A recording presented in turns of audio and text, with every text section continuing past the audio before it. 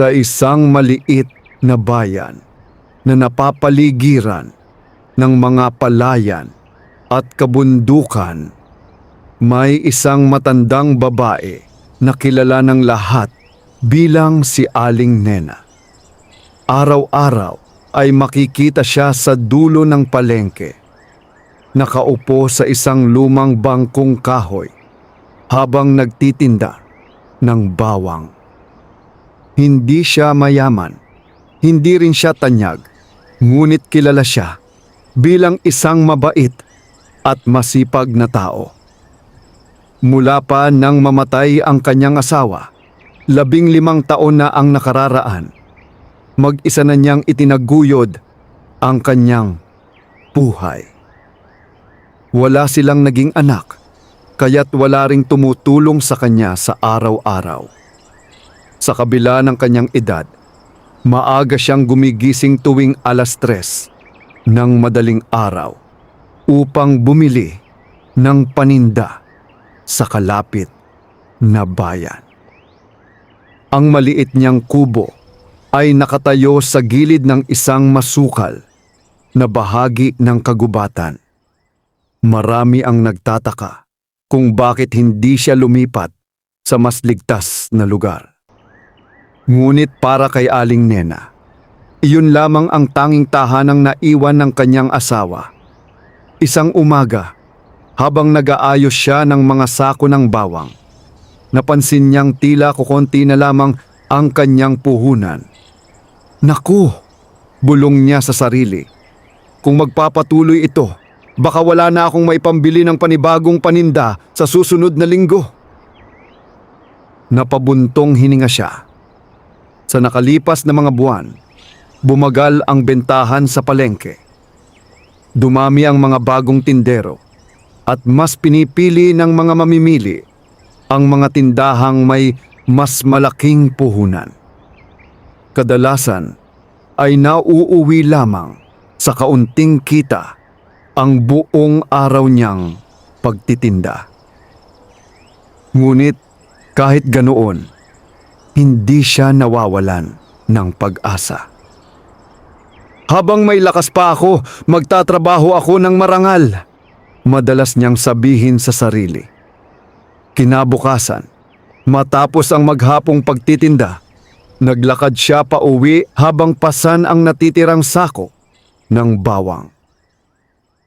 Mabigat ang kanyang mga hakbang.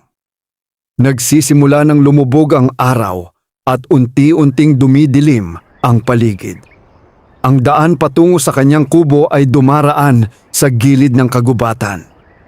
Karamihan sa mga tao ay umiiwas sa lugar na iyon kapag gabi dahil maraming lumang kwento ang umiikot tungkol sa mga nilalang na nakatira roon.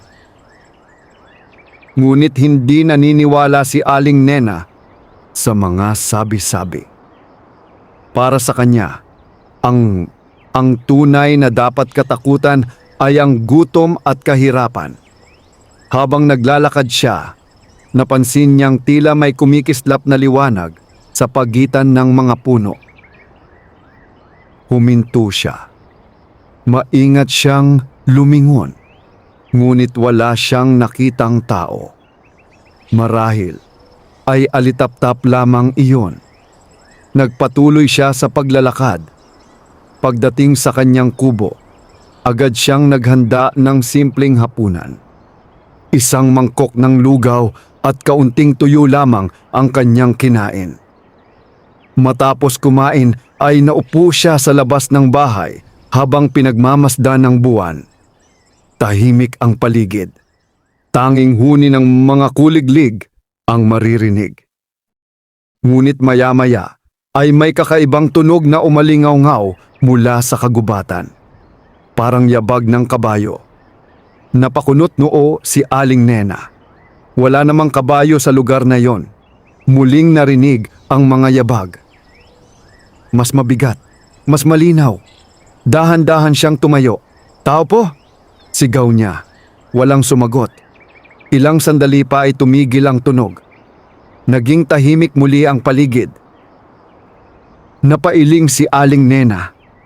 Marahil ay pagod lamang siya. Pumasok na siya sa loob ng kubo at humiga upang magpahinga. Ngunit hindi niya alam na sa labas ng kanyang tahanan ay may pares ng matang tahimik na nagmamasid. Mula sa likod ng isang malaking punong balete, nakatayo ang isang napakalaking nilalang. May katawan itong parang tao, ngunit may ulo ng kabayo. Matangkad, malakas, at tila hindi pangkaraniwang nilalang. Isa itong tikbalang. Tahimik nitong pinagmamasdan ang matandang tindera. Hindi ito mukhang mabangis. Sa halip ay tila may malalim itong pag-uusisa sa babae. Makalipas ang ilang sandali, ay tumingala ang nilalang sa kalangitan. Matingkad ang liwanag ng buwan. Pagkatapos, ay muli nitong ibinalik ang tingin sa kubo. Parang may hinihintay, parang may matagal ng dahilan kung bakit ito nagmamasid sa matandang babae. Sa loob ng kubo, mahimbing nang natutulog si Aling Nena. Hindi niya alam na simula sa gabing iyon ay magbabago ang kanyang buhay. Hindi niya alam na ang misteryosong nilalang na nakatira sa kagubatan ay magiging bahagi ng kanyang kapalaran. At higit sa lahat, hindi niya alam na ang kahirapang matagal na niyang pinapasan ay unti-unti nang haharap sa isang pambihirang pagbabago. Sa gitna ng katahimikan ng gabi, dahan-dahang naglaho ang tikbalang sa dilim ng kagubatan. Ngunit bago ito tuluyang mawala, isang mahinang tinig ang tila sumabay sa hangin. Panahon na. Nagising si Aling Nena nang mas maaga kaysa karaniwan kinabukasan. Hindi niya maipaliwanag kung bakit tila mabigat ang kanyang pakiramdam, na para bang may kakaibang nangyari habang siya ay natutulog. Lumabas siya ng kubo upang kumuha ng tubig sa lumang banga na nasa tabi ng bahay. Ngunit paglapit niya rito ay natigilan siya. May isang supot ng mga sariwang bawang na nakapatong sa maliit na mesa sa harap ng kanyang bahay. Napakunot noo siya. Hindi iyon kanya. Sigurado siya roon. Dahan-dahan niya itong nilapitan. Malalaki ang mga bawang at mas sariwa kaysa karaniwang nabibili niya sa palengke. Tumingin siya sa paligid. Walang tao. Wala ring bakas ng sino mang nag-iwan nito. Sino kaya ang naglagay nito rito? Bulong niya. Pinagmasdan niya ang supot ng ilang sandali bago ito dinala sa loob ng bahay. Bagamait nagtataka, naisip niyang maaaring may mabuting kapitbahay na gustong tumulong sa kanya. Ngunit isa lamang ang problema. Napakalayo ng pinakamalapit na bahay mula sa kanyang kubo. At wala siyang kilalang may kakayahang mamigay ng ganoong karaming bawang ng libre. Hindi na lamang niya ito pinansin. Inayos niya ang mga bawang at isinama sa kanyang paninda. Nang araw na iyon, nagtungo siya sa palengke. Katulad ng dati, pumuwesto siya sa dulo ng hanay ng mga tindero. Ngunit hindi nagtagal ay may kakaibang nangyari. Sunod-sunod ang mga mamimiling lumapit sa kanyang puwesto. Napansin nilang mas malalaki at mas sariwa ang kanyang paninda. Bago pa man magtanghali ay ubos na ang lahat ng kanyang bawang. Napangiti si Aling Nena habang binibilang ang kanyang kita. Matagal na mula nang maranasan niya ang ganoong kalaking benta. Sa kanyang pag-uwi, nakaramdam siya ng kaunting pag-asa. Marahil ay nagsisimula ng bumuti ang kanyang kapalaran. Ngunit nang makarating siya sa kanyang kubo, muli siyang natigilan. May isa na namang supot ng bawang sa kanyang harapan. Mas marami kaysa noong nakaraang araw. Napaatras siya. Hindi na ito maaaring nagkataon lamang. May kung sino mang nagiiwan ng mga ito. At tila sinasadya nitong tulungan siya. Kinagabihan, nagpasya siyang maghintay. Hindi siya agad natulog. Sa halip ay naupo siya malapit sa bintana habang nakasindi ang maliit na gasera. Tahimik siyang nagmasid sa labas. Lumipas ang 1 oras. Pagkatapos ay 2. Hanggang sa halos maghating gabi. Nang akala niyang walang mangyayari, sa kanya narinig ang pamilyar na tunog. Mga yabag, mabibigat na yabag. Parang kabayo, ngunit may kakaiba. Parang may halong lakad ng tao. Dahan-dahang tumibok ng mabilis ang kanyang dibdib. Lumapit siya sa bintana. At doon niya nakita ang isang napakalaking anino sa ilalim ng puno ng balete. Hindi niya maaninag ng mabuti ang anyo nito dahil sa dilim. Ngunit malinaw na hindi iyon ordinaryong tao. Mabagal na lumapit ang nilalang sa kanyang kubo. Sa liwanag ng buwan, unti-unting lumitaw ang anyo nito. Napasinghap si Aling Nena. Halos mawalan siya ng boses. Ang nilalang ay may katawan ng tao, ngunit ulo ng kabayo. Napakatangkad nito. Mas mataas pa sa pintuan ng kanyang bahay. Bigla niyang naalala ang mga kwento ng matatanda noong siya ay bata pa. Mga kwento tungkol sa mga nilalang na naninirahan sa kagubatan. Mga tikbalang. Nanginginig ang kanyang mga kamay, ngunit kakaiba ang kanyang napansin. Hindi agresibo ang nilalang. Sa halip ay maingat nitong inilapag ang isang malaking supot ng bawang sa harap ng kanyang bahay. Pagkatapos ay umatras ito. Parang ayaw nitong matakot siya. Hindi alam ni Aling Nena kung saan siya huhugot ng lakas. Ngunit naglakas loob siyang magsalita. "Ikaw ba ang nagiiwan ng mga bawang?" Huminto ang nilalang. Ilang segundo itong hindi kumilos. Pagkatapos ay marahan itong tumango. Lalong lumakas ang tibok ng puso ni Aling Nena. Hindi niya alam kung dapat siyang matakot o magpasalamat. "Bakit mo ako tinutulungan?" tanong niya. Muling nanahimik ang nilalang. Pagkatapos ay nagsalita ito sa mababa ngunit malinaw na tinig. "Hindi lahat ng nilalang sa kagubatan ay masama." Napatayo si Aling Nena. Hindi siya makapaniwala sa kanyang narinig. "Mamarunong kang magsalita?" Bahagyang yumuko ang tikbalang. "Matagal na kitang pinagmamasdan." Nagulat ang matanda. "Ako? Oo. Pero bakit?" Tumahimik muna ang nilalang. Tila pinipili nito ang mga salitang sasabihin. "Maraming taon na ang nakalipas. May isang tao na tumulong sa akin nang ako ay nasa malaking panganib." Napatingin si Aling Nena sa kanya. Hindi niya ako hinusgahan. Hindi niya ako sinaktan. Hindi niya ako ipinagkanulo.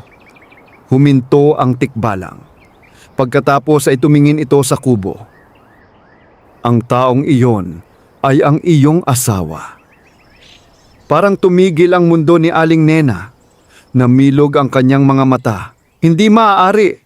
Ngunit alam niyang hindi nagsisinungaling ang nilalang. Biglang bumalik sa kanyang alaala ang mga kwento ng kanyang asawa noon. Madalas itong umuwi mula sa kagubatan at may mga kakaibang karanasang ikinukwento. Ngunit hindi niya iyon gaanong pinapansin noon. Matagal ko nang hinihintay ang tamang panahon upang suklian ang kabutihang ginawa niya. Napalunok si Aling Nena. Nagsimulang mamuo ang luha sa kanyang mga mata. Sa unang pagkakataon, matapos ang maraming taon, muli niyang naramdaman na hindi pa tuluyang nawawala ang alaala ng kanyang asawa. Na may mga taong at maging mga nilalang na hindi nakakalimot sa kabutihang ginawa ng isang tao. Tahimik silang nagkatitigan. Walang takot na naramdaman si Aling Nena ngayon. Sa halip ay kakaibang kapayapaan. Ngunit hindi niya alam na ang pagtulong ng tikbalang ay simula pa lamang. May mas malaking lihim na nakatago sa kailaliman ng kagubatan. At ang lihim na iyon ay malapit nang magbago sa kapalaran nilang dalawa. Mula nang makausap ni Aling Nena ang tikbalang, nagbago ang kanyang pananaw sa kagubatan na matagal na niyang kinatatakutan at iniiwasan. Hindi na niya ito tinitingnan bilang isang lugar na puno ng panganib at hiwaga. Sa halip, nakita niya itong tahanan ng mga lihim na hindi nauunawaan ng karaniwang tao. Sa mga sumunod na araw, patuloy na umunlad ang kanyang maliit na negosyo. Tuwing madaling araw, may mga sariwang bawang na iniiwan sa harap ng kanyang kubo. Hindi sobra, hindi rin kulang.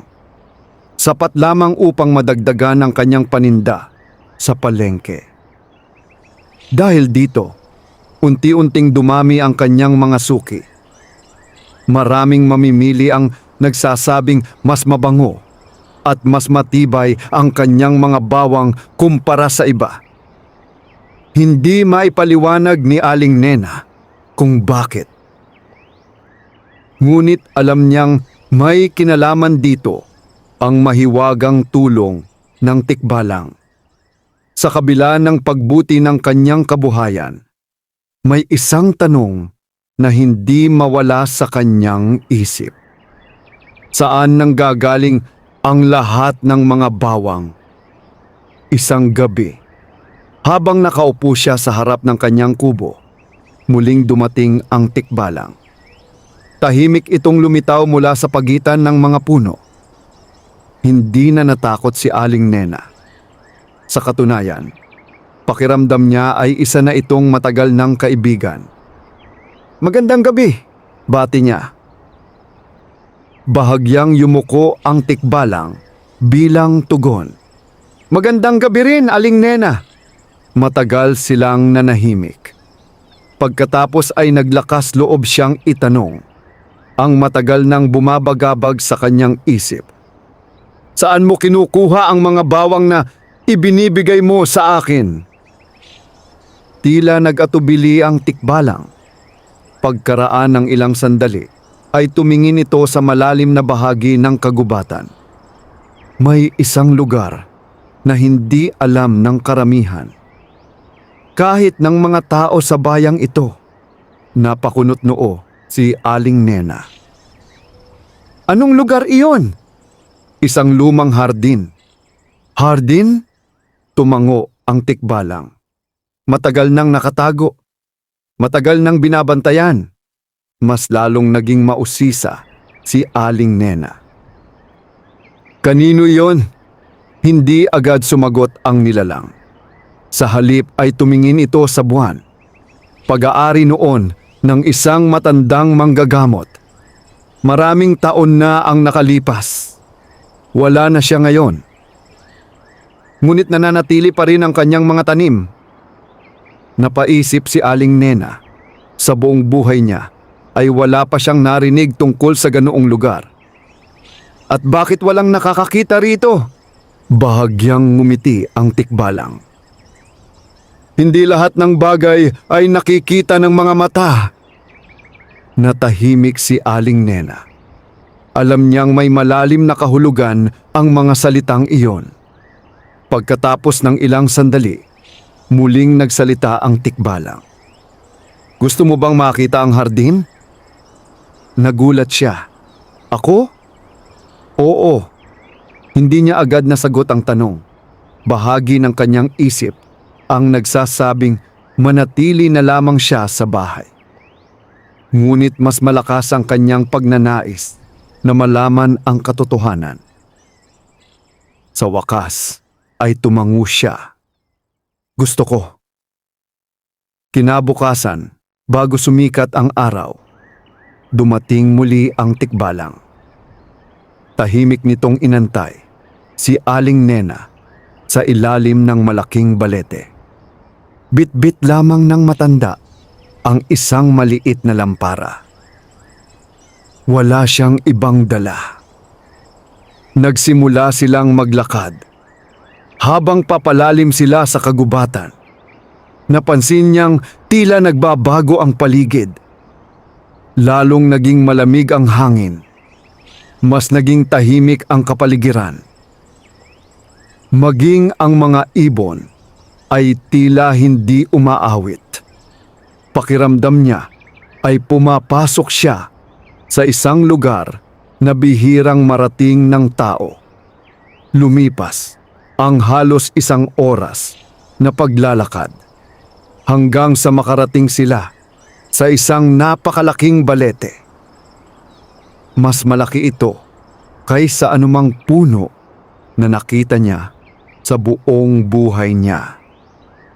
Napapalibutan ito ng makakapal na ugat na tila mga higanting ahas na nakahiga sa lupa. Huminto ang tikbalang. Ito na! Napatingin si Aling Nena sa paligid. Wala naman akong nakikitang hardin! Lumapit ang tikbalang sa puno. Pagkatapos ay inilagay nito ang isang kamay sa katawan ng balete. Biglang umihip ang malamig na hangin. Kumislap ang paligid.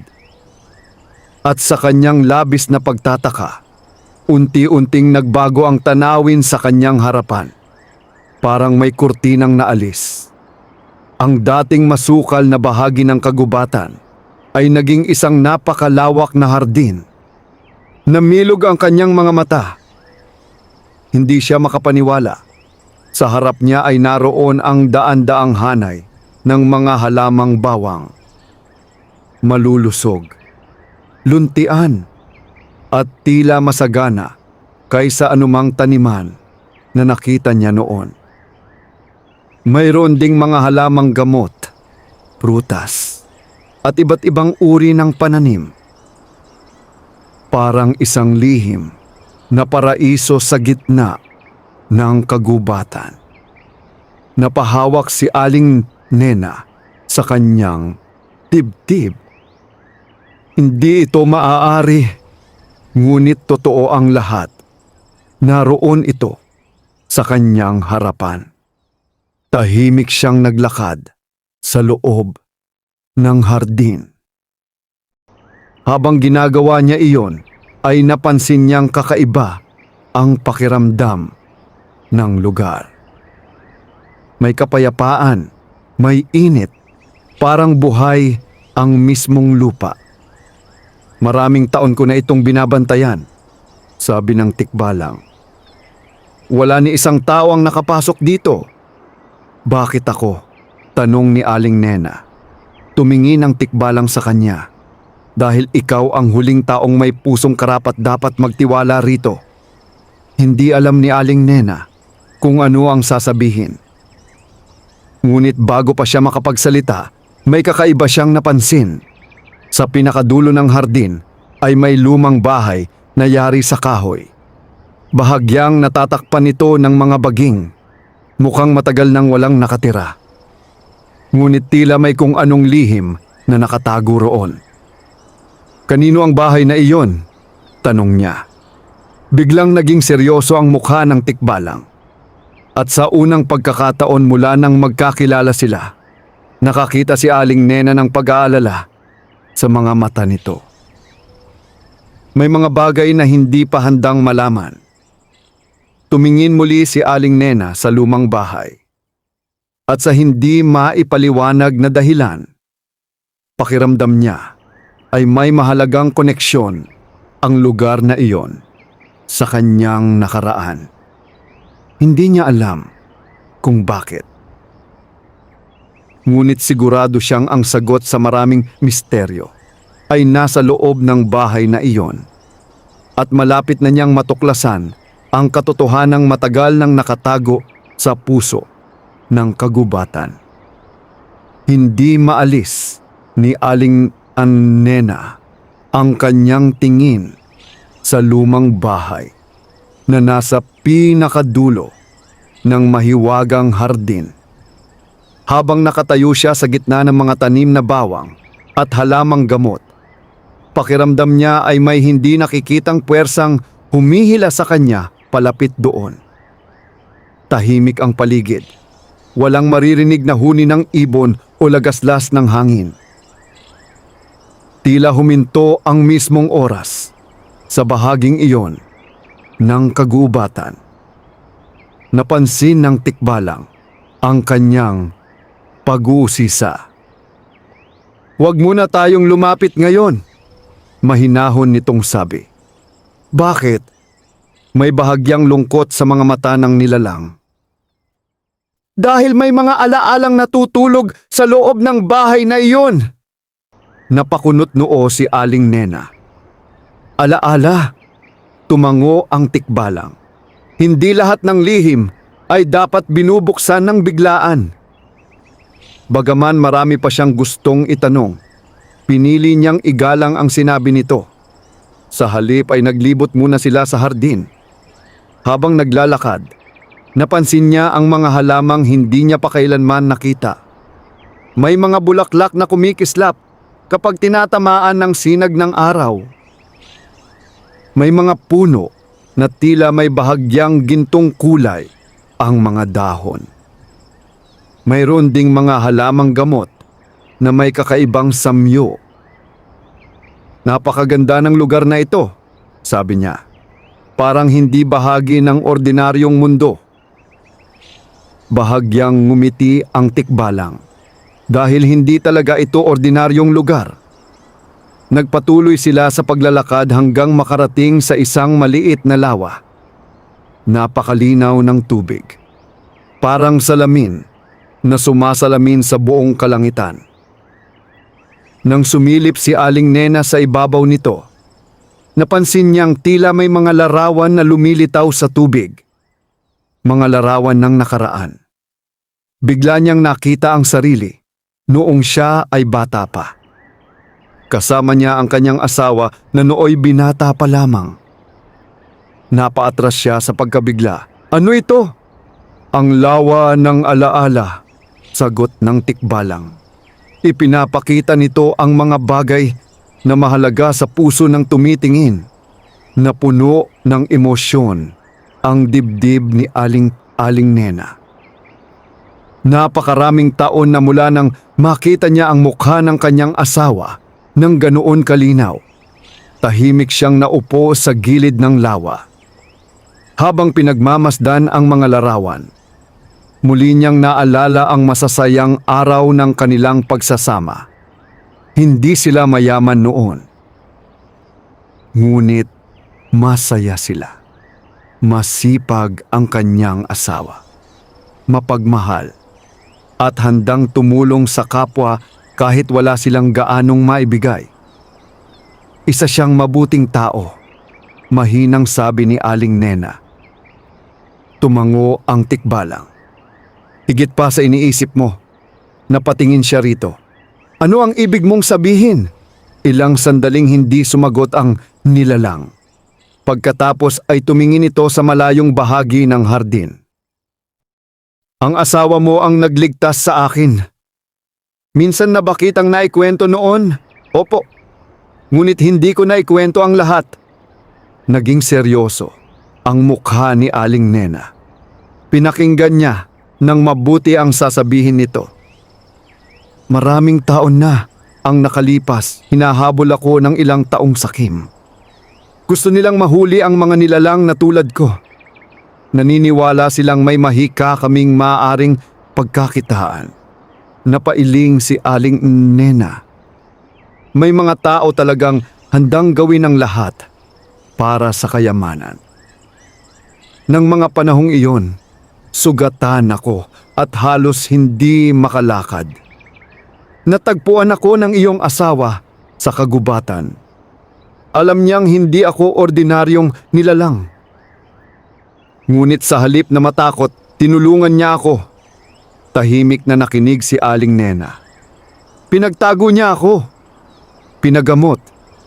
At hindi niya sinabi kahit kanino ang aking kinaroroonan.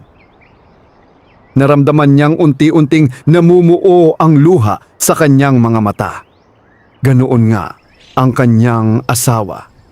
Hindi ito kailanman tumalikod sa nangangailangan kahit pa may kapalit na panganib. Kung hindi dahil sa kanya, matagal na akong wala sa mundong ito. Tahimik silang dalawa. Pagkatapos ng ilang sandali, ay muling nagsalita ang tikbalang. May dahilan kung bakit nais kitang dalhin dito. Napatingin si Aling Nena. Ano yon? Dahan-dahang itinuro ng nilalang ang lumang bahay. Ang sagot ay naroon. Muling bumalik ang kaba sa kanyang dibdib. Anong sagot? May iniwan doon ang iyong asawa. Parang huminto ang kanyang paghinga. Iniwan? Tumango ang tikbalang. At panahon na upang malaman mo iyon. Nang sumunod na araw, muli silang bumalik sa hardin. Ngunit sa pagkakataong ito, ay direkta silang nagtungo sa lumang bahay. Habang papalapit sila, mas malinaw niyang nakikita ang mga detalye nito. Bagaman matanda na ang estruktura, matibay pa rin ito. Parang may puwersang nag-iingat dito laban sa pagkasira ng panahon. Pagdating nila sa harapan ng bahay, ay napansin niya ang isang simbolong nakaukit sa kahoy na pinto. Napatigil siya. Kilalang kilala niya ang simbolong iyon. Isa iyong disenyo na madalas iguhit ng kanyang asawa noon. Maging sa kanilang lumang mga kagamitan, ay nakikita niya ito. Nagsimulang manginig ang kanyang mga kamay. Hindi na ito basta pagkakataon lamang. May kaugnayan talaga ang bahay sa kanyang asawa. Dahan-dahang bumukas ang pinto nang hindi nila ito hinahawakan. Isang malamig na hangin ang sumalubong sa kanila. Madilim ang loob. Ngunit sa gitna ng silid ay may isang mesa. At sa ibabaw nito ay may nakapatong na isang lumang kahon na yari sa kahoy. Nakaukit din dito ang parehong simbolo. Tila naghihintay ito sa kanyang pagdating sa loob ng napakaraming taon. Lumapit si Aling Nena. Halos marinig niya ang mabilis na tibok ng kanyang puso. Dahan-dahan niyang inilagay ang kanyang kamay sa ibabaw ng kahon. At sa sandaling mahawakan niya ito, biglang kumislap ang buong silid. Kasabay nito ay may isang tinig na umalingaw-ngaw sa kanyang paligid. Isang tinig na hindi niya narinig sa loob ng maraming taon. Ngunit hinding-hindi niya malilimutan. Tinig iyon ng kanyang asawa. Napaluha si Aling Nena. Habang nanginginig ang kanyang mga kamay, unti-unti niyang napagtanto na ang kahon ay hindi lamang naglalaman ng isang lihim. Naglalaman ito ng isang mensaheng iniwan para sa kanya. Maraming taon na ang nakalipas.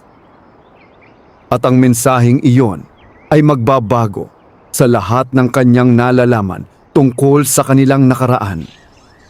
Nakatayo si Aling Nena sa gitna ng lumang bahay habang nakapatong ang kanyang nanginginig na mga kamay sa ibabaw ng kahong yari sa kahoy.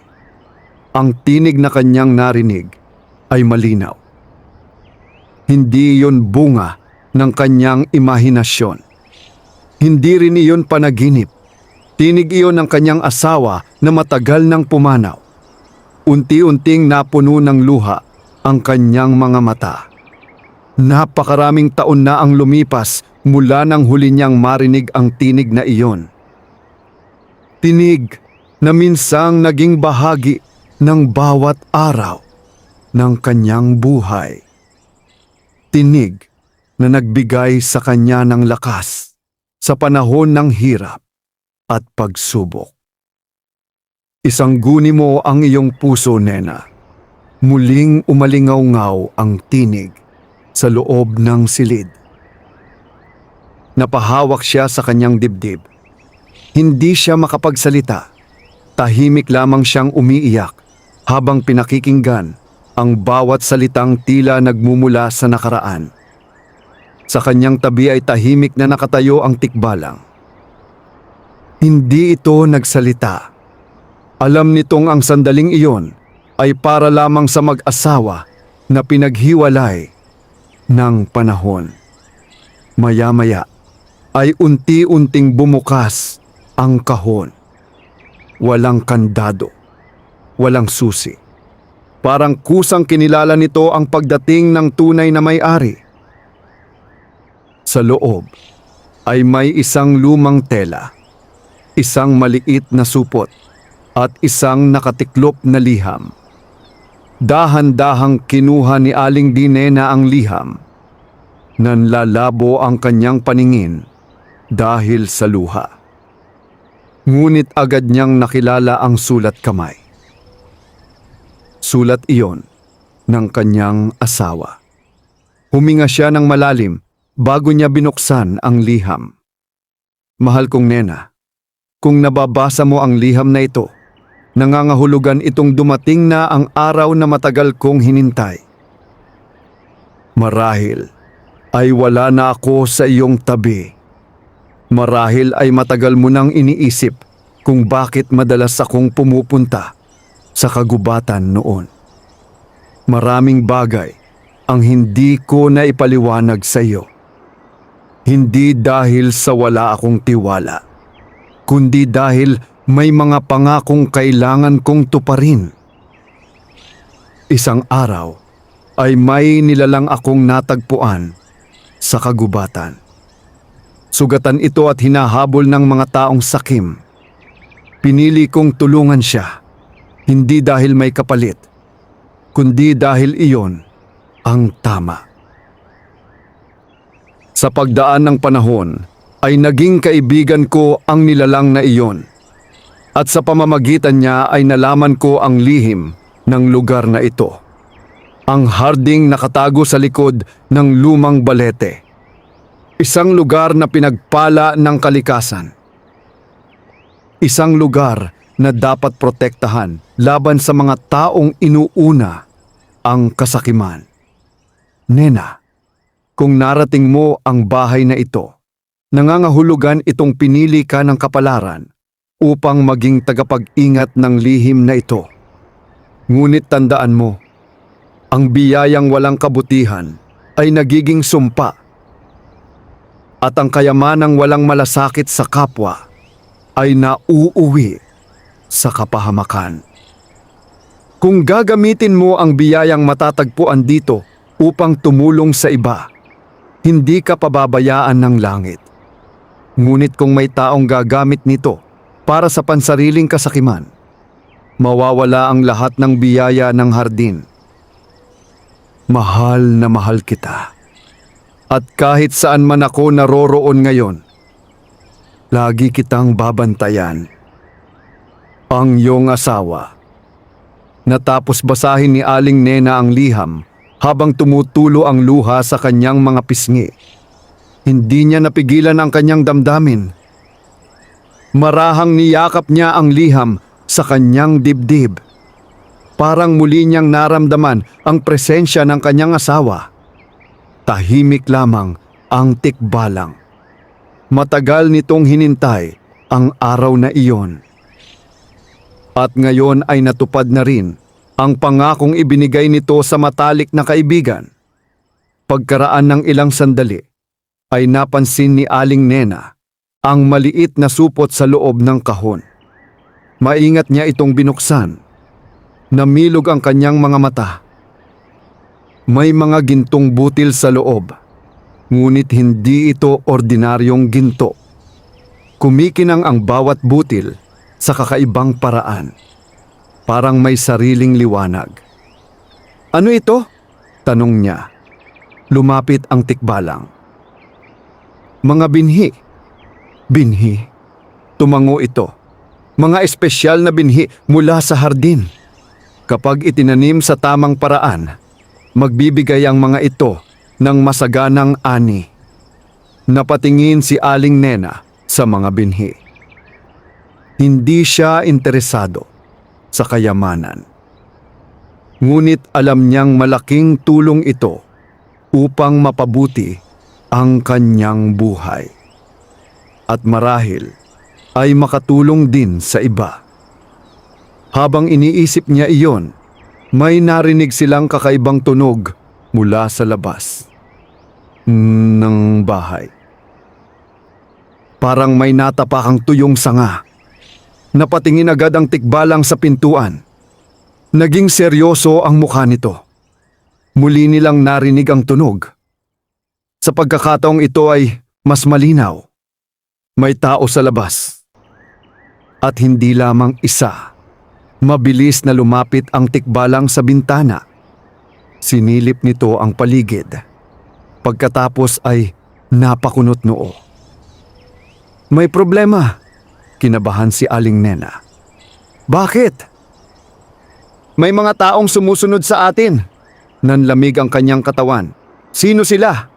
Hindi agad sumagot ang tikbalang. Sa halip ay tumingin ito sa malayong bahagi ng kagubatan. "Mga taong naghahanap ng lihim ng hardin." Napahigpit ang hawak ni Aling Nena sa kahon.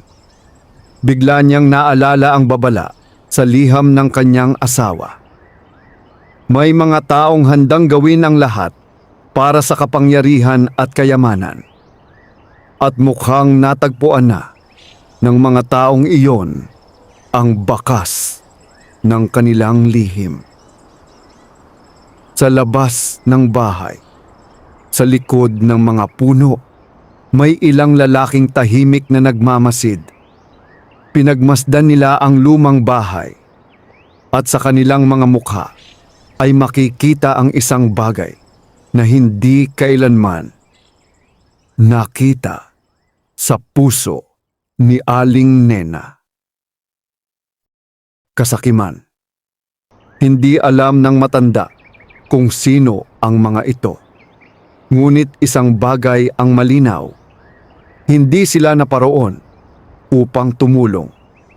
Napunta sila upang kunin ang anumang kayamanang nakatago sa mahiwagang hardin. At sa unang pagkakataon, mula nang matuklasan niya ang lihim ng lugar, napagtanto ni Aling Nena na hindi lamang biyaya ang kanyang minana. Kasama rin nito ang isang malaking responsibilidad at isang panganib na maaaring sumubok sa kanyang tapang, kabutihan at pananampalataya. Mabigat ang katahimikan sa loob ng lumang bahay matapos makita ng tikbalang ang mga taong nagmamasid mula sa kagubatan. Mahigpit na hawak ni Aling Nena ang kahon na iniwan ng kanyang asawa. Sa unang pagkakataon, mula nang matuklasan niya ang lihim na hardin, nakaramdam siya ng tunay na pangamba. "Sino sila?" muli niyang tanong. Hindi agad sumagot ang tikbalang. Pinakiramdaman muna nito ang paligid bago nagsalita.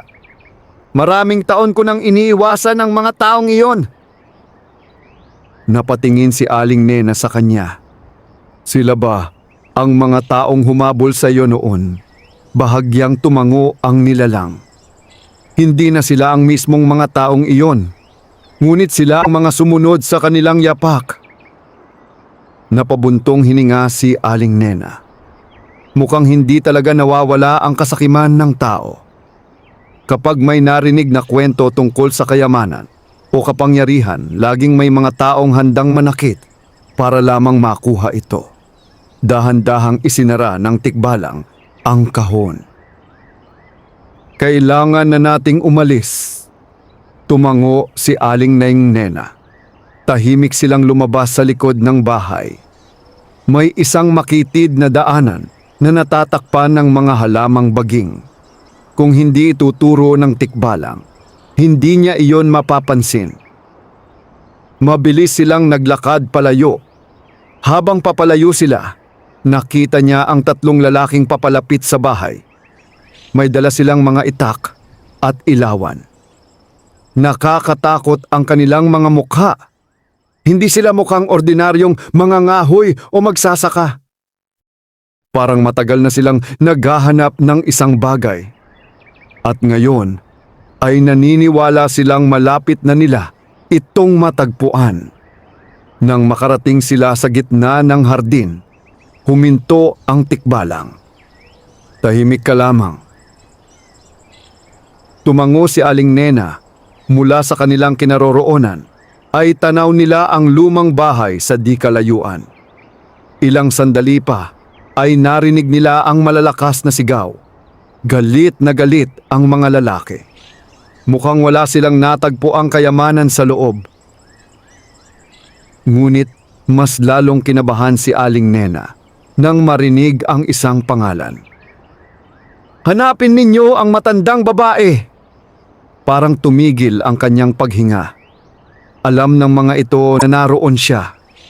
Ibig sabihin ay matagal na siyang minamasdan. Nakita ng tikbalang ang takot sa kanyang mukha.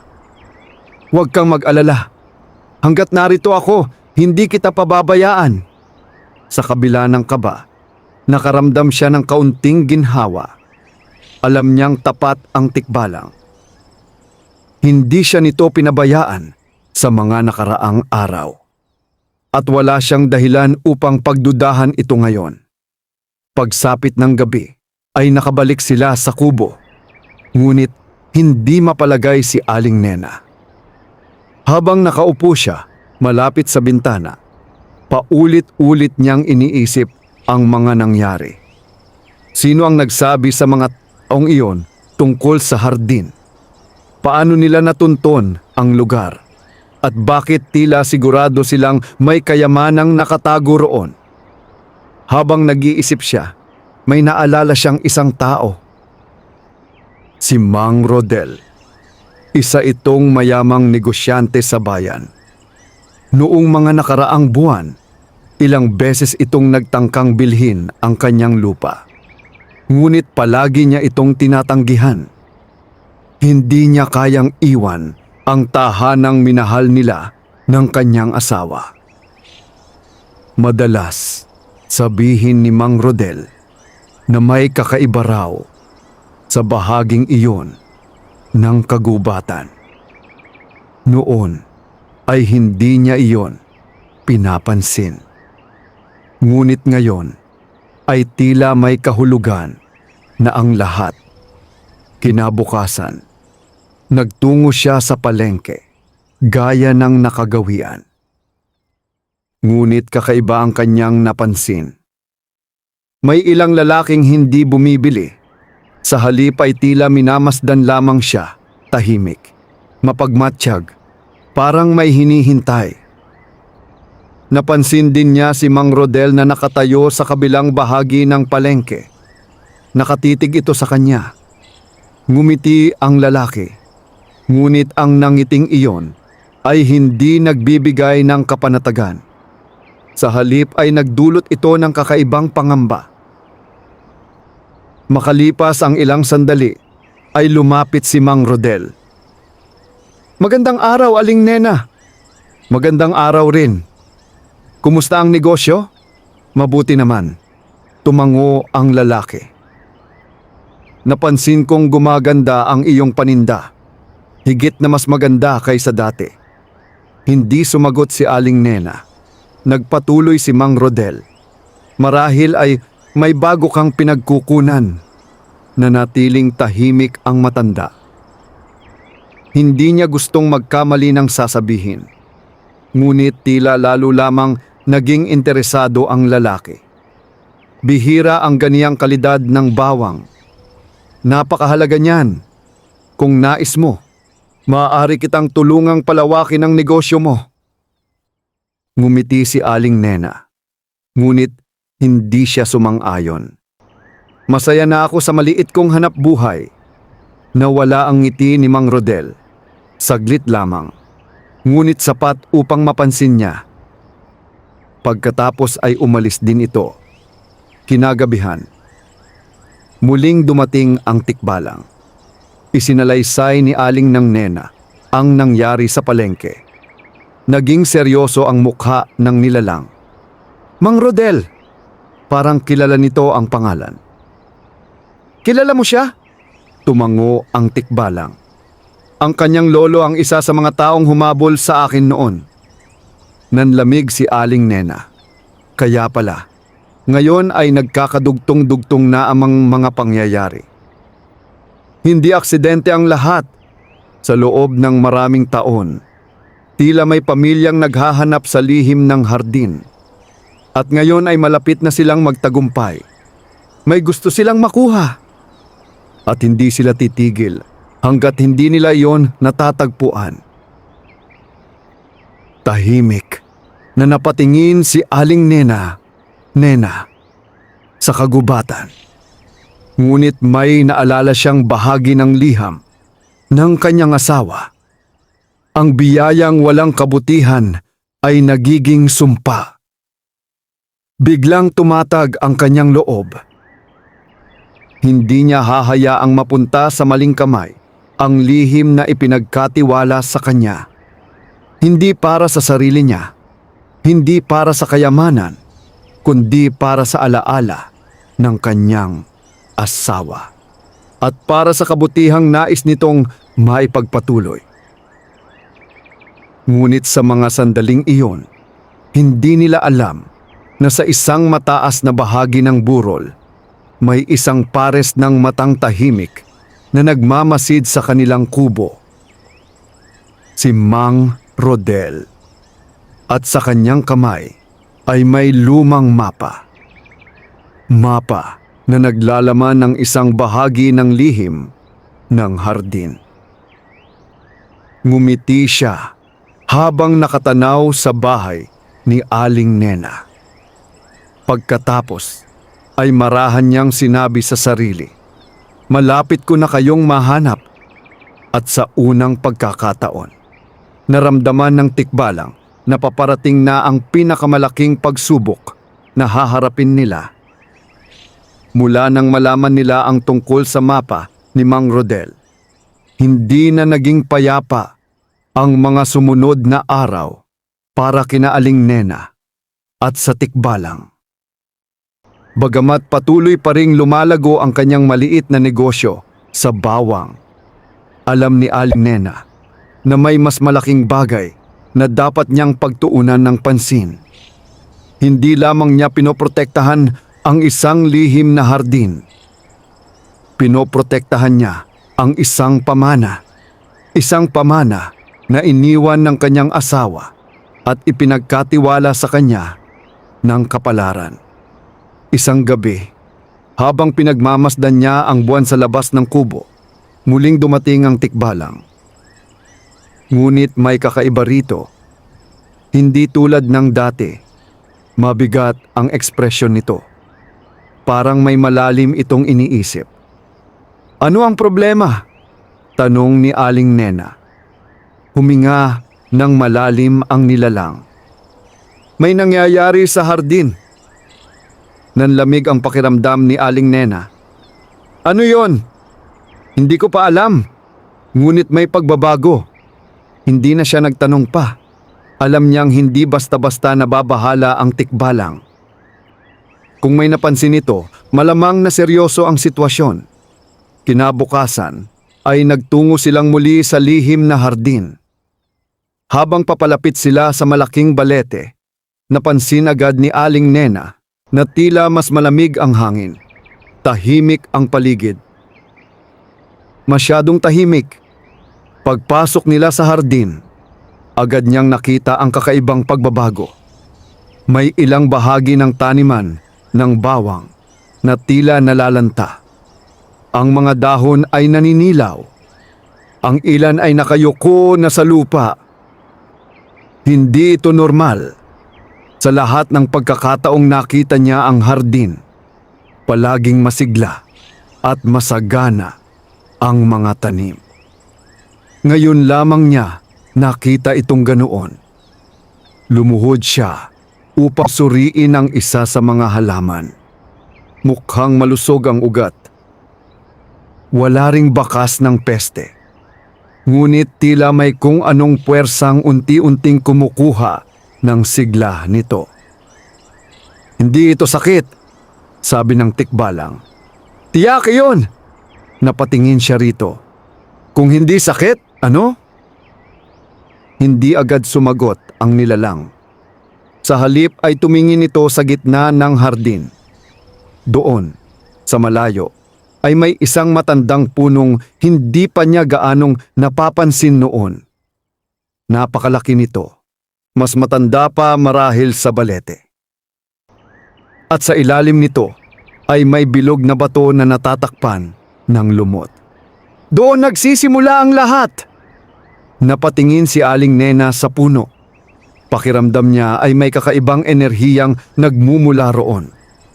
Tahimik silang lumapit.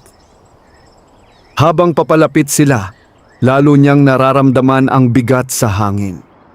Parang may malungkot na presensyang bumabalot sa lugar. Pagdating nila sa puno, napansin niyang may bitak ang batong nasa ilalim nito. Hindi iyon naroon dati. Tila bagong nabuo. At mula rito ay may manipis na usok na kulay abo na dahan-dahang lumalabas. Napaatras siya. Ano iyon? Isang babala, sagot ng tikbalang. Nanlaki ang kanyang mga mata. Babala? Tumango ito. Noong nabubuhay pa ang matandang manggagamot na nagtatag ng harding ito, may iniwan siyang proteksyon kapag may taong sakim na sumusubok kunin ang lihim ng hardin. Nagigising ang sinaunang kapangyarihang nagbabantay rito. Napaisip si Aling Nena. Ibig mong sabihin, dahil kay Mang Rodel, maaring siya o maaaring ang mga taong kasama niya. Tahimik silang tumingin sa bitak. Maya-maya ay may nakita silang maliit na bagay na nakasilip mula sa loob. Lumuhod ang tikbalang. Dahan-dahan nitong inalis ang ilang lumot at doon nila nakita ang isang lumang tansong medalya. May nakaukit na simbolo. Parehong simbolo na nakita ni Aling Nena sa kahon ng kanyang asawa. Napalunok siya. Mukhang iniwan ito para sa iyo. Maingat niyang kinuha ang medalya. Sa sandaling mahawakan niya ito, biglang kumislap ang paligid. Napapikit siya dahil sa tindi ng liwanag. Nang muli niyang idilat ang kanyang mga mata, tila nagbago ang kanyang nakikita. Hindi na sila nasa hardin. Sa halip ay nasa isang lumang alaala.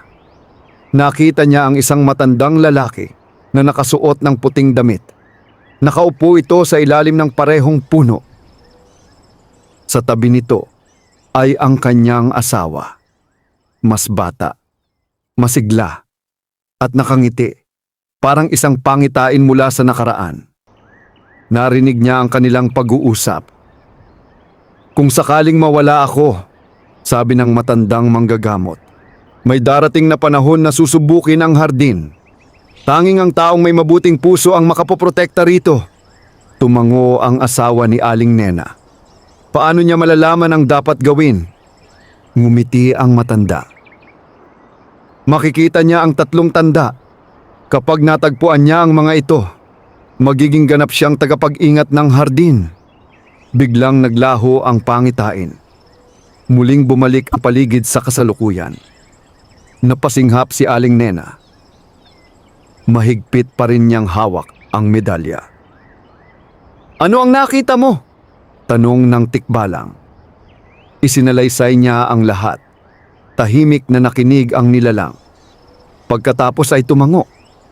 "Kaya pala, ano ang ibig mong sabihin? Akala ko noon ay ikaw lamang ang tagapagmana ng lihim. Ngunit ngayon malinaw na. Ikaw ang piniling maging tagapag-ingat." Napatingin siya sa medalya. "Ngunit ano ang tatlong tanda?" "Iyon ang kailangan nating malaman." Habang pinag-uusapan nila iyon, hindi nila napansin ang isang taong nagmamasid mula sa likod ng mga puno sa labas ng hardin. Isa sa mga tauhan ni Mang Rodel. Nakita nito ang lahat. Ang medalya, ang puno, at ang lugar kung saan lumitaw ang liwanag. Mabilis itong tumakbo pabalik upang ibalita ang natuklasan. At nang marinig ni Mang Rodel ang balita pagkalipas ng ilang oras, agad na sumilay ang ngiti sa kanyang mukha. Sa wakas, natagpuan na rin natin ang susunod na pahiwatig. Samantala, walang kamalay-malay sina Aling Nena na nagsisimula pa lamang ang tunay na pagsubok, sapagkat ang paghahanap sa tatlong tanda ay hindi lamang tungkol sa pagtuklas ng lihim. Ito rin ay tungkol sa pagpapatunay kung karapat-dapat silang maging tagapag-ingat ng mahiwagang hardin.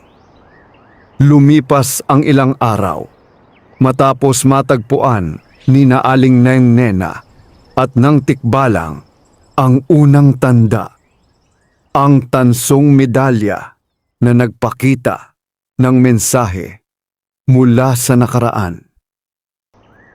Ngunit habang sila ay abala sa pag-iingat sa lihim na hardin, lalo namang naging mapanganib ang kilos ni Mang Rodel at ng kanyang mga tauhan. Araw at gabi ay nagmamatyag ang mga ito sa paligid ng kagubatan. Hindi sila sumusuko, hindi sila tumitigil, at higit sa lahat, lalo silang nagiging desperado. Samantala, patuloy na lumalawak ang pinsalang nangyayari sa ilang bahagi ng hardin. Unti-unting naninilaw ang mga halaman. Humihina ang dating sigla ng lupa. Para bang may bagay na sumisira sa balanse ng mahiwagang lugar. Isang umaga, habang sinusuri nila ang kalagayan ng hardin, napansin ni Aling Nena ang kakaibang liwanag mula sa malayong bahagi ng kagubatan. Naroon iyon sa direksyon na hindi pa nila napupuntahan noon. "Tingnan mo," sabi niya. Napatingin ang tikbalang. Agad itong naging seryoso. "Mukhang may natagpuan tayong panibagong palatandaan." Hindi na sila nag-aksaya ng oras. Agad silang nagtungo sa pinagmumulan ng liwanag. Habang naglalakad, napansin nilang unti-unting nagbabago ang paligid. Ang mga puno ay nagiging mas matatanda, mas malalaki, mas tahimik. Parang pumapasok sila sa isang bahagi ng kagubatan na bihirang marating ng sinuman. Makalipas ang halos isang oras, nakarating sila sa isang maliit na lambak. Sa gitna nito ay may isang malinaw na bukal. Napakalinaw ng tubig at sa ilalim nito ay may kumikislap na bagay. Napaluhod si Aling Nena sa gilid ng bukal. Nang tingnan niya ang ilalim nito, nakita niya ang isang kristal na kulay bughaw. Hindi ito ordinaryong bato. May liwanag itong nagmumula sa loob. Parang buhay. Ang ikalawang tanda, Mahinang sabi ng tikbalang. Ngunit bago pa sila makalapit, biglang umihip ang malamig na hangin. Kasabay nito ay nagkaroon ng malalaking alon sa ibabaw ng bukal. Nagtaka si Aling Nena. Wala namang bagyo.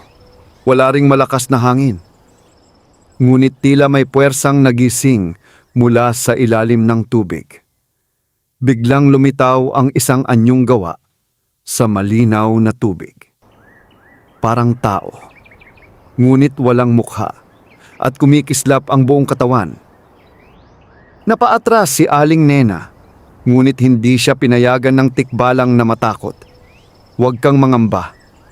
Isa itong tagapagbantay. Lumapit ang nilalang na yari sa tubig.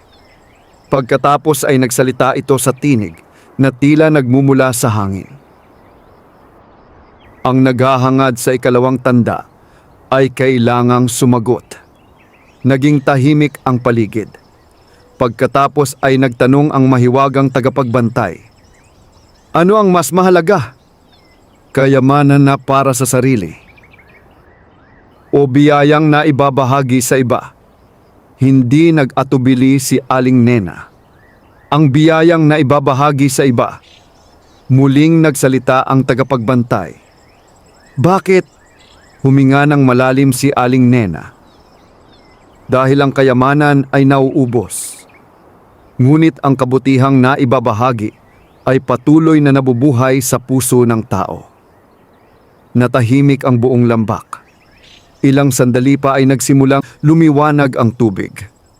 Unti-unting naglaho ang mahiwagang nilalang. At dahan-dahang umangat mula sa bukal ang bughaw na kristal. Lumipad ito patungo kay Aling Nena. Marahan niya itong sinalo. Sa sandaling mahawakan niya ito, muling nagpakita ang isang pangitain. Nakita niya ang matandang manggagamot. Ngunit sa pagkakataong ito ay may hawak itong tatlong bagay. Ang tansong medalya, ang bughaw na kristal, at isang gintong susi kapag natagpuan ang ikatlong tanda. Sabi ng matanda. Mabubuksan ang pinakapuso ng hardin at doon malalaman ang tunay na layunin ng biyayang iniwan namin. Pagkatapos nito ay naglaho ang pangitain. Napatingin si Aling Nena sa tikbalang. Ibig sabihin, isang tanda na lang ang natitira. Tumango ito, ngunit sa halip na matuwa, lalo itong nabahala. Bakit parang nag-aalala ka? Tanong niya. Dahan-dahang tumingin ang tikbalang sa kalangitan. Dahil kapag natagpuan natin ang ikatlong tanda, malalaman din iyon ng ating mga kaaway. At tila pinatunayan ng kapalaran ang sinabi nito. Sa kabilang bahagi ng kagubatan, nakatanggap si Mang Rodel ng panibagong ulat mula sa kanyang tauhan. Nakita ng mga ito ang bukal. Nakita rin nila ang bughaw na kristal. Ngumiti si Mang Rodel habang pinagmamasdan ang kanyang lumang mapa.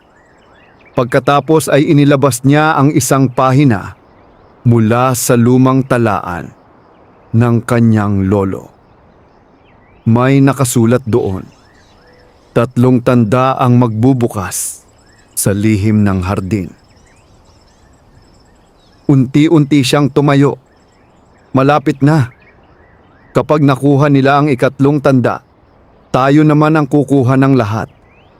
At sa unang pagkakataon, naramdaman ni Aling Nena na hindi lamang ang hardin ang nasa panganib. Pati ang kinabukasan ng buong bayan ay maaaring magbago. Depende sa kung sino ang unang makakakuha sa huling tanda. Mabigat ang pakiramdam ni Aling Nena habang hawak ang bughaw na kristal. Natagpuan na nila ang ikalawang tanda, ngunit alam niyang kasabay nito ay lalo ring lumalapit si Mang Rodel. sa lihim ng hardin. Sa mga sumunod na araw, naging mas maingat sila ng tikbalang. Ngunit isang gabi, habang tahimik siyang nakaupo sa harap ng kanyang kubo, may kakaibang liwanag na muling lumitaw sa tansong medalya at sa bughaw na kristal. Unti-unting lumiwanag ang dalawang bagay. Pagkatapos ay may lumitaw na guhit ng liwanag sa lupa. Parang isang daang nagtuturo kung saan sila dapat pumunta. Agad niyang tinawag ang tikbalang. Nang makita nito ang nangyayari, tumango ito. Dumarating na ang panahon. Panahon para sa ikatlong tanda. Kinabukasan, bago pa sumikat ang araw, sinundan nila ang mahiwagang liwanag. Tinahak nila ang pinakamalalim na bahagi ng kagubatan. Bahaging hindi pa kailanman napuntahan ni Aling Nena.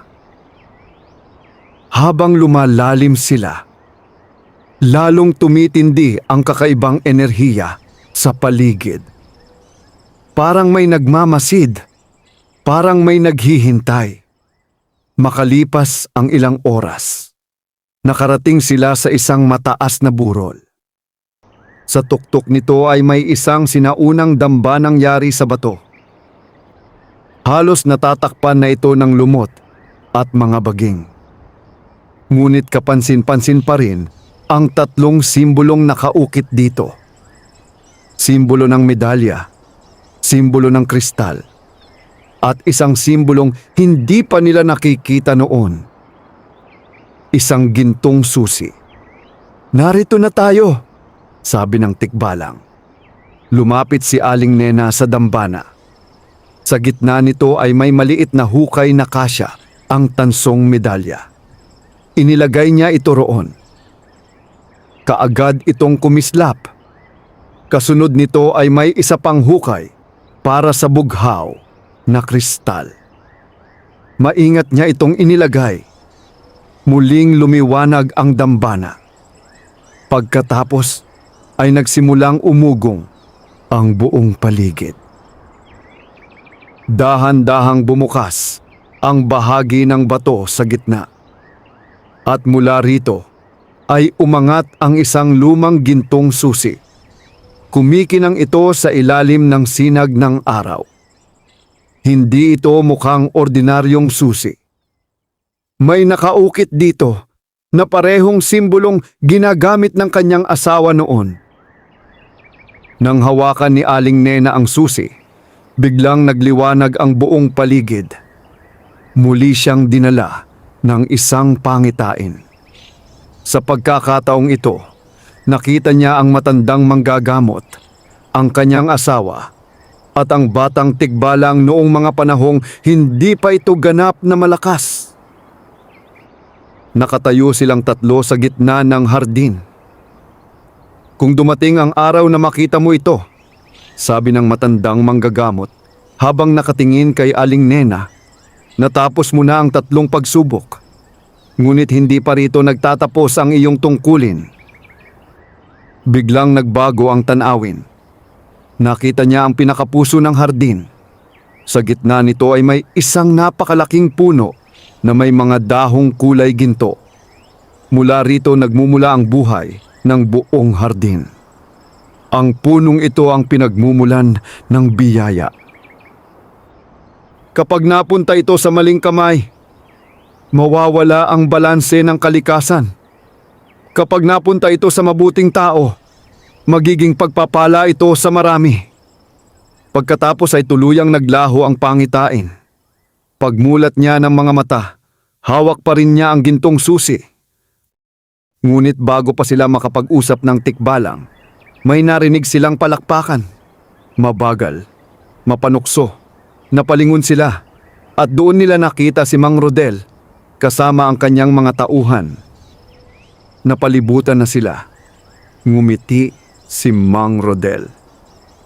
"Maraming salamat, Aling Nena. Kayo na mismo ang naghahanap ng lahat para sa akin."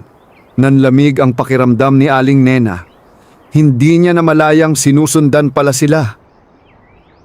lumapit si Mang Rodel. Nakatitig ang kanyang mga mata sa gintong susi. "Ibigay mo yan sa akin!" Hindi sumagot si Aling Nena. Sa halip ay mahigpit niyang hinawakan ang susi. Natawa si Mang Rodel. "Alam mo bang ilang salinlahi na naming hinahanap ang lihim na iyan? Panahon na para mapunta ito sa tunay na may kakayahan." Tumayo sa harap ni Aling Nena ang tikbalang. "Hindi ka karapat-dapat." Nagdilim ang mukha ni Mang Rodel. "At sino ka para magsabi niyan?" Biglang umihip ang malakas na hangin. Kumapal ang mga ulap sa kalangitan. At sa unang pagkakataon, nakita ni Aling Nena ang buong kapangyarihan ng tikbalang. Lumiwanag ang mga mata nito. Umalingaw-ngaw ang malakas nitong tinig sa buong kagubatan. Ang mga puno ay tila gumalaw. Ang lupa ay bahagyang yumanig. Napaatras ang mga tauhan ni Mang Rodel. Ngunit hindi ang lalaki. Lalo lamang itong naging sakim. "Tumabi ka!" sigaw nito. Kasabay nito ay sinubukan niyang agawin ang gintong susi. Ngunit sa sandaling mahawakan niya ito, biglang kumislap ang susi. Isang matinding liwanag ang bumalot sa buong burol. Napaatras ang lahat. Napahawak si Mang Rodel sa kanyang mga mata. At isang tinig ang umalingaw-ngaw sa paligid. Ang biyaya ay para sa mabuting puso. Hindi para sa kasakiman.